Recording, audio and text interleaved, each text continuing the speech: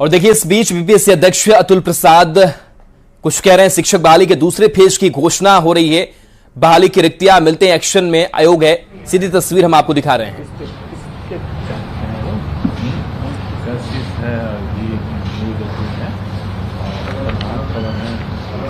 शिक्षक बहाली के दूसरे फेज की घोषणा होगी। अतुल प्रसाद जो चेयरमैन है बीपीएससी के, वो आपको नजर आ रहे होंगे। बहाली की रिक्तियां मिलते ही इस प्रेस कॉन्फ्रेंस में आप सब लोगों का स्वागत है। आप सब समझ ही गए होंगे कि किस प्रयोजन से हम लोगों ने आप लोगों को आमंत्रित किया है। अभी 2 नवंबर को आप लोगों ने एक बड़ा कार्यक्रम देखा। वो हमारे अध्यापक भर्ती परीक्षा का प्रथम चरण का मामला था और जैसा माननीय मुख्यमंत्री जी ने वहाँ पर घोषणा भी किया है कि शीघ्र ही पुनः एक राउंड इसके चलाया जाए, मतलब कि टीआरई 2.0।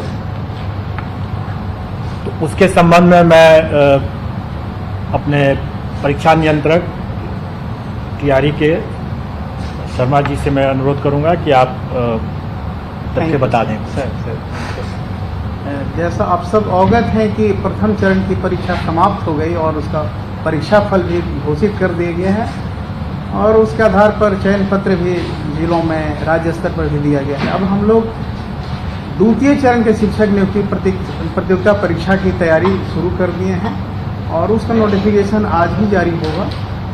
और उसका डिटेल्स में बता देता हूं कि इसमें द्वितीय चरण में 2 कैटेगरी का शिक्षकों की नियुक्ति होना है। एक तो शिक्षा विभाग द्वारा जो प्राप्त अधियाचना है उसके आलोक में नियुक्ति होगी और दूसरा है कि पिछड़ा वर्ग एवं अति पिछड़ा वर्ग कल्याण विभाग से भी वैकेंसी प्राप्त हुई है शिक्षकों की नियुक्ति के लिए, उसको भी इसमें ऐड कर दिया गया है। क्योंकि दोनों सेम नेचर का एग्जामिनेशन पैटर्न है, इसीलिए एक ही वैकेंसी के साथ दोनों को ऐड किया हुआ है, एक ही नोटिफिकेशन है।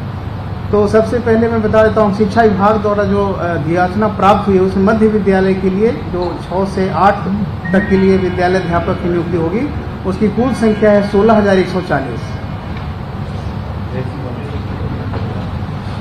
दूसरा है माध्यमिक विद्यालय 9-10 के लिए विद्यालय अध्यापकों के लिए कुल पद है 18,877। माध्यमिक विद्यालय वर्ग 9-10 के विशेष विद्यालय अध्यापकों के लिए उसकी कुल संख्या है 270। उच्च माध्यमिक वर्ग 11-12 तक के विद्यालय अध्यापकों के लिए कुल पद है 18,577। ये द्वितीय चरण में इतनी वैकेंसी प्राप्त है। इसी तरह पिछड़ा वर्ग एवं अति पिछड़ा वर्ग कल्याण विभाग के अंतर्गत जो वैकेंसी प्राप्त हुई है उसमें प्रारंभिक शिक्षक प्रशिक्षित होंगे 6 से 8 तक के लिए, उसमें कुल पदों की संख्या है 234। माध्यमिक शिक्षक स्नातक प्रशिक्षित टीजीटी जिसको कहते हैं 9-10 के लिए उसकी कुल संख्या है 248। उच्च माध्यमिक स्नातकोत्तर पीजीटी जो पोस्ट ग्रेजुएट टीचर होते हैं 11-12 के लिए उनकी संख्या कुल है 403 और प्रधानाध्यापकों के लिए भी पद प्राप्त हुआ है 31। इसकी परीक्षा एक साथ होगी अलग अलग कैटेगरी में। परीक्षा का जो पैटर्न है, जो उसका सिलेबस, तो डिटेल्स हम लोग वैकेंसी में डाल देंगे। नोटिफिकेशन में सारा डिटेल्स रहेगा कि किस स्तर का होगा, कौन सा विषय होगा, इस सभी विषयों का उल्लेख किया रहेगा। लेकिन समरी यही है कि परीक्षा जो होगा वो 2.5 घंटे का होगा और एक ही सब्जेक्ट होगा, मतलब एक ही एग्जाम होगा जिसमें भाग 1 में होगा भाषा जो क्वालिफाइंग नेचर का होगा, उसकी संख्या 30 नंबर का 30 सवाल होगा। सामान्य अध्ययन भाग 2 होगा, वो 40 नंबर का होगा और विषय जिस विषय के वो शिक्षक बनेंगे उस विषय से सवाल 80 नंबर का होगा भाग 3 में। तो इसमें सिर्फ यही देखना है कि भाषा, सामान्य अध्ययन और विषय भाग 3 एक ही प्रश्न पत्र एक ही बुकलेट में रहेंगे, लेकिन पहला जो भाषा होगा क्वालिफाइंग नेचर का होगा। क्वालिफाई करने के बाद ही मेरिट लिस्ट बनेगा रेस्ट सब्जेक्ट पर। बहुत इसमें क्लियर कर देना है। पिछले बार जो एग्जाम हुआ था प्रथम चरण में उसमें भाषा की परीक्षा अलग से हुई थी, हालांकि वो भी क्वालिफाइंग नेचर का ही था लेकिन उसका पेपर अलग था। इस बार एक ही बुकलेट में सम्मिलित कर दिया गया और टोटल टाइमिंग पहले 2 घंटा था, इस बार 2.5 घंटा कर दिया गया। ऑनलाइन आवेदन पत्र भरने की जो संबंधित तिथि है, निबंधन एवं भुगतान प्रारंभ करने की तिथि 5/11 से 14/11 कल से शुरू होगा। निबंधन और फॉर्म शुल्क जमा करने की तिथि 5/11 से 14/11, विलम्ब शुल्क के साथ निबंधन एवं भुगतान की अंतिम तिथि 17/11 होगी। 3 दिन और बढ़ा दिए हम लोग नोटिफिकेशन में। ऑनलाइन आवेदन प्रारंभ करने की तिथि 10/11/2023। मतलब ये फॉर्म रजिस्ट्रेशन शुरू होगा, लेकिन फॉर्म भरने का जो एक्चुअल होगा वो 10/11 से सिस्टम ऑन हो जाएगा ऑनलाइन। ऑनलाइन आवेदन भरने की अंतिम तिथि है 25/11, लेकिन इसमें यह नोट करना बहुत जरूरी कि इस बार का डेट एक्सटेंड नहीं होगा, क्योंकि हम लोग बहुत कम और सीमित समय में एग्जामिनेशन लेकर एग्जामिनेशन क्लियर करना है, रिजल्ट भी निकालना है टाइमली। तो इसीलिए इस बार हम लोगों ने कोशिश किया है कि 25/11 जो टाइम होगा वो उसके बाद एक्सटेंड नहीं करेंगे, जो ही करना है 25/11 के अंदर ही करना है। यही इसका मुख्य बिंदु है। और सर अनुरोध होगा कि डिटेल्स इसमें मैं थोड़ा सा सप्लीमेंट कर देना चाहूँगा। पहली बात कि TRE 1 में जो भी हम लोगों ने अनुभव किया और उसमें जो भी अभ्यर्थियों को भी समस्याएं हुई, उन सबको ध्यान में रखते हुए हम लोगों ने कुछ सुधार और कुछ परिवर्तन किए हैं। इसमें पहला सुधार तो ये हुआ कि जो परीक्षा 2 दिन हो रही थी पहले, उस परीक्षा को हम लोगों ने एक ही दिन कर दिया, ताकि लोगों को अनावश्यक एक दिन नाइट हॉल्ट यहाँ न करना पड़े। काफ़ी लोगों को पिछले बार कठिनाई हुई थी इसके कारण से, तो एक ही दिन की परीक्षा हम लोगों ने बना दिया है। इसीलिए हम लोगों ने वो जो क्वालिफाइंग वाला जो क्वेश्चन है वो घटा करके उसको हम लोगों को 30 कर दिया है और 30 इसी में जोड़ दिया है। मतलब अब टोटल क्वेश्चंस हो जाएंगे 150, जिसमें से 30 रहेंगे क्वालिफाइंग नेचर के, और भाग 1 होगा, भाग 2 होगा वही फिर से 40 और 80 का, जैसे पिछले बार था। और इस परिवर्तन से एक और हम लोगों ने परिवर्तन किया है कि 2.5 घंटे की तो खैर परीक्षा होगी, लेकिन जो टाई ब्रेकर जो इस बार हम लोगों ने देखा कि टाई ब्रेकर में हमें कुल प्राप्तांक जब एक समान हो जाते हैं, तो टाई ब्रेकर हम लोगों ने डेट ऑफ बर्थ हमारा था और उसके बाद अल्फाबेटिकल ऑर्डर में नाम था। तो इस बार हम लोगों ने इसमें थोड़ा सा परिवर्तन किया है और टाई ब्रेकर इस तरह से रहेगा कि चूंकि भाषा वाला तो 30 नंबर वैसे भी क्वालिफाइंग नेचर का मेधा में नहीं जुट रहा है, इसलिए टोटल फुल मार्क्स तो 120 नंबर ही होंगे, जो भाग 2 और भाग 3 को जोड़ करके होगा। उसके बाद जब इसमें जब टाई हो जाएगा तो फिर हम मेन पेपर का जो प्राप्तांक होगा भाग 3 का जो होगा उसका जिसका ज़्यादा होगा उससे हम वो टाई ब्रेकर बनाएंगे, और अगर वो भी अगर बराबर हो गया तो फिर दूसरा टाई ब्रेकर फिर बनेगा, जो भाषा जो क्वालिफाइंग नेचर का है उसमें जिसको ज़्यादा नंबर आएगा वो सेकंड टाई ब्रेकर पॉइंट बनेगा, और उसके बाद फिर तब डेट ऑफ बर्थ और तब फिर अल्फाबेटिकल ऑर्डर में नाम। तो इससे क्या होगा कि मेधा को हम लोग ज़्यादा मतलब तरजीह दे रहे हैं, ज़्यादा प्रायोरिटी दे रहे हैं। इसके अलावा जो क्वालिफाइंग का जो 30% जैसे उसका पास मार्क्स रहेगा वो यथावत रहेगा, और विद इन दैट 30 जो है क्वेश्चन जो होगा उसके अंदर 8 क्वेश्चंस जो रहेंगे वो अंग्रेजी के रहेंगे और 22 क्वेश्चन जो रहेंगे वो हिंदी के रहेंगे। पहले वाले उसी 30 क्वेश्चन में 8 क्वेश्चन जो रहेंगे वो अंग्रेजी के रहेंगे और 22 क्वेश्चन जो रहेंगे वो हिंदी के रहेंगे। टोटल 30 का रहेगा, लेकिन और 9 नंबर उसमें क्वालिफाइंग रहेगा उसका। उसके अलावा जो जीएस का और जो फिर मेन पेपर का जो 40 और 80 क्वेश्चन रहेंगे 120 वो पूर्वत मतलब पिछले बार की तरह ही टोटल पर जो जीएडी का जो मापदंड है क्वालिफाइंग कट ऑफ का वो वही रहेगा। सिलेबस का जो लॉजिक है वो वही लॉजिक इस बार भी रहेगा, मतलब कि जो एनसीईआरटी का जो पाठ्यक्रम है जो बच्चों को जो पढ़ाया जाता है वही पैटर्न रहेगा, वही, लेकिन स्टैंडर्ड ऑफ कोर्स उससे ज़्यादा रहेगा। स्टैंडर्ड वही रहेगा जो उनकी एलिजिबिलिटी में जो उनका रिक्वायरमेंट है, जैसे ग्रेजुएशन है तो ग्रेजुएशन लेवल चला जाएगा, अगर पोस्ट ग्रेजुएशन तो पोस्ट ग्रेजुएशन लेवल चला जाएगा। इस बार जो हम लोग नया जो एक हो रहा है वो मिडिल स्कूल का हो रहा है, तो वो एक नया एडिशन है। इसके अलावा जो टोटल जो वैकेंसी हो रही है उसमें संभव है कि जो TRE 1 के जो अवशेष रिक्तियां हैं उन रिक्तियों को इसमें जोड़ा जाएगा।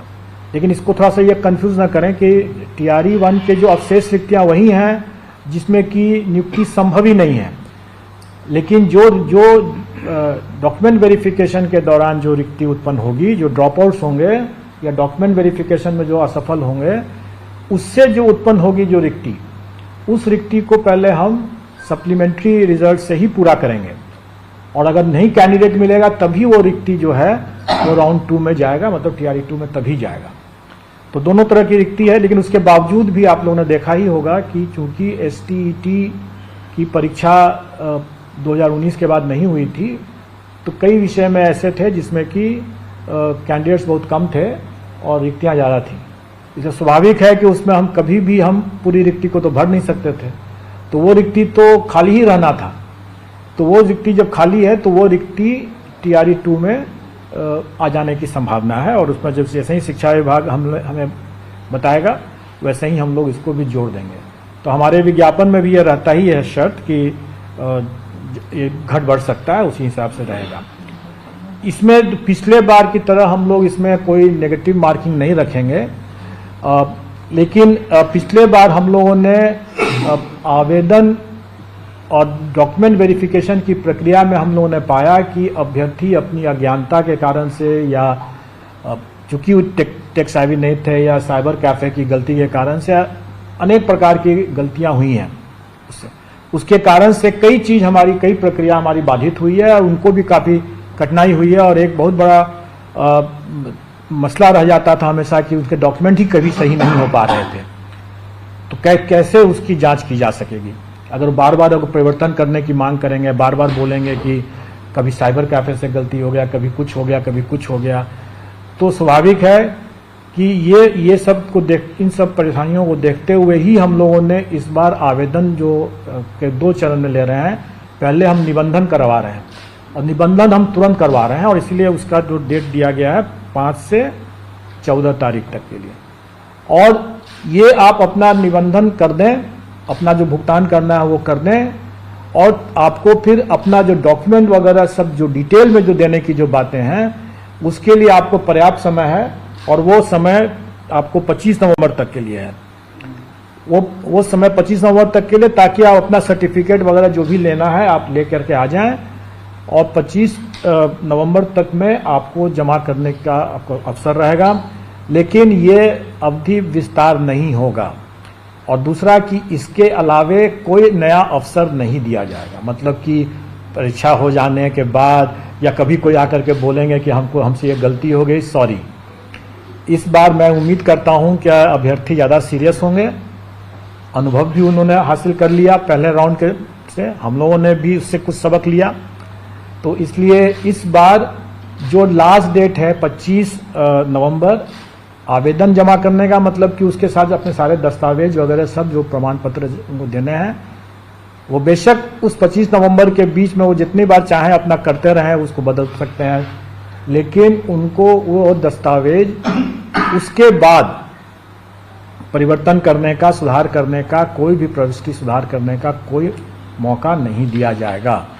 इसलिए ये अंतिम समय रहेगा और इसको अक्षरशः अनुपालन किया जाएगा, अपनी तारीख उसी हिसाब से करेंगे। वो मैं तो यह भी सुझाव दूंगा कि अगर किसी को अगर लगता है कि कोई त्रुटि हो गई है, तो वो समय रहते अगर उस पता चल जाता है और उसने अगर सब कुछ कर दिया, जमा कर दिया है, उसको लगता है कि त्रुटि रह गई है और उसके पास समय है, तो वो नया फॉर्म भर ले। लेकिन पुराने गलत फॉर्म पर वो अगर परीक्षा दे देगा और बाद में बोलेगा कि हमारे पास नहीं आ सका, तो डॉक्यूमेंट वेरिफिकेशन में जो भी असफल या अनुपस्थित भी अगर रह गए, तो वो हम लोग उसको कदाचार मानेंगे। क्योंकि हम लोग कई बार अवसर देते रहते ही हैं डॉक्यूमेंट वेरिफिकेशन में, अगर एक बार नहीं आ सका दूसरे बार आइए, तीसरे बार आइए। लेकिन अगर कोई अगर जानबूझ करके अगर किसी पर्टिकुलर मंशा से अगर उसने परीक्षा दिया है, उसको नौकरी पाने की मंशा नहीं है, किसी को मदद पहुंचाने की मंशा से उसने सिर्फ परीक्षा दिया है, तो स्वाभाविक है डॉक्यूमेंट वेरिफिकेशन वो नहीं आएगा। तो ऐसे लोगों को हम लोग छांटेंगे, ऐसे लोग कदाचार की श्रेणी में माने जाएंगे। इसलिए बेहतर यह होगा कि वो अगर गलती हो गई है उनसे और उनको समय नहीं है सुधार करने का, तो वो परीक्षा में भाग न लें। परीक्षा में भाग लें तो अपनी पूरी जिम्मेवारी के साथ भाग लेंगे कि उनके सभी दस्तावेज सही हैं, क्योंकि अगर गलत पाए जाने पर कदाचार के दोषी मानते हुए उनको आगे की परीक्षाओं के लिए डिबार कर दिया जाएगा।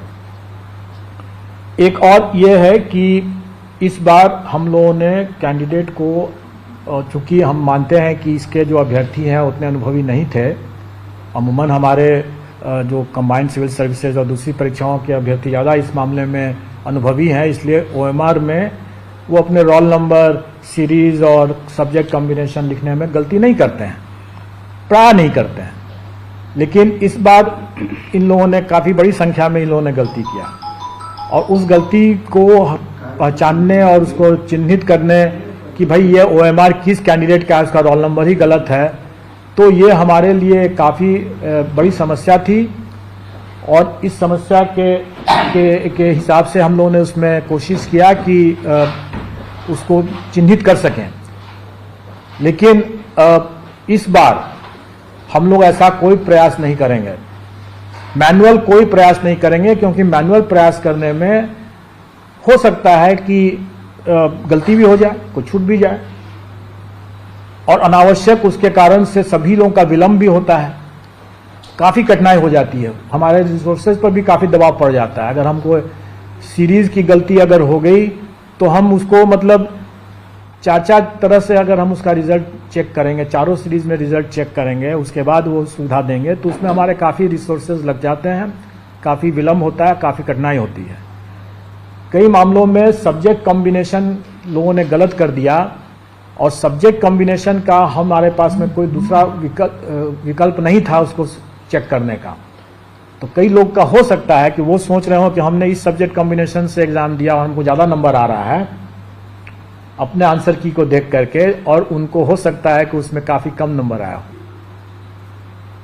क्योंकि वो सब्जेक्ट कॉम्बिनेशन गलत कर बैठे हों। मैंने भी कुछ लोगों का देखा, आप लोग के चैनल के माध्यम से देखा कि कुछ लोग अपना दिखा रहे हैं कि मुझे हाई स्कूल में तो हमें अच्छा 50-60 नंबर आ गए, और हायर सेकेंडरी वाले में मात्र 19 ही नंबर आ गए। तो अब अगर कोई सब्जेक्ट कॉम्बिनेशन के और इस तरह की कोई गलती कर देता है तो स्वाभाविक है कि उसको नंबर तो बहुत खराब आ जाएगा फिर, और सब्जेक्ट कॉम्बिनेशन का कोई सुधार हम नहीं कर सकते, क्योंकि हम कोई चेक नहीं कर सकते, क्योंकि उसमें सिर्फ गोला बैठाना था, कोई और चीज़ नहीं, लिखना नहीं था। अगर गोला ही गलत बैठा दिया उसने तो गलत हो गया, उसके बाद और तो कुछ लिखना नहीं था उसमें। तो ऐसी स्थिति में हम लोग, या भाषा में भी इस तरह से लोगों ने गलती किया, भाषा जो गोला बैठाया वो कुछ और है और कुछ दे रहा है कुछ और है। तो इस तरह के गलतियों को हम लोगों ने कहा कि इस बार हमें काफ़ी कठिनाई आई उसको छांटने में, उसको देखने में, चेक करने में। तो इस बार हम उम्मीद करते हैं कि अभ्यर्थी ज़्यादा सतर्क रहेंगे, और मैं पहले से आप लोगों के माध्यम से आगाह करना चाहूँगा कि इस बार हम लोग ऐसा कोई प्रयास नहीं करेंगे चेकिंग करने का। अगर वो सिस्टम अगर उसको नहीं चेक कर रहा है तो नहीं कर रहा है, अगर वो गलत कर रहे हैं तो गलत कर रहे हैं। और इसके लिए हम लोगों ने एक उपाय ये भी सोचा, ताकि अभ्यर्थी भी वहाँ पर गलती न करें, हम लोग आवेदन लेते समय ही ये सूचना ले रहे हैं